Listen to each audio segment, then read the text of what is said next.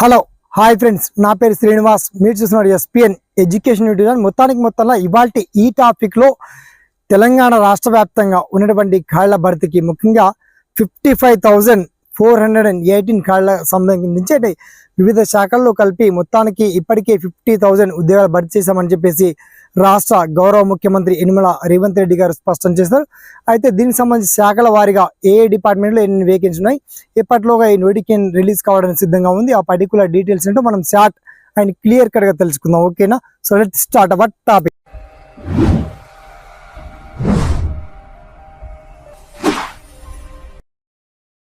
So friends, మొత్తంలో రాష్ట్ర వ్యాప్తంగా 55,418 ఖాళీలతో ఈ నోటిఫికేషన్ రిలీజ్ కాబోతుంది.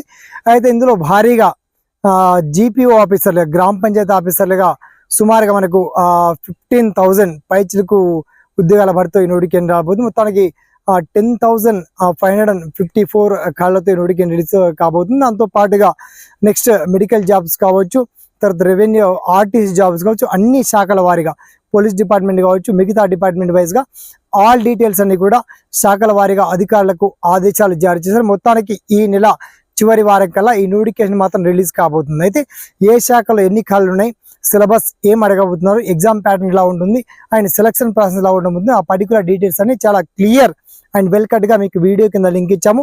అయినప్పటికీ మీకు ఈ నిజంగా ప్రభుత్వం ఈ 55,000 జాబ్స్ సంబంధించి నోటిఫికేషన్ రిలీజ్ చేయబోతుందా, మరి దీనికి సంబంధించి మీకు వచ్చేటువంటి శాఖల వారీగా all district wise vacancy details అన్ని కూడా చాలా క్లియర్ అండ్ వెల్ కట్గా మీకు లింక్ రూపంలో అప్డేట్ ఇచ్చాము.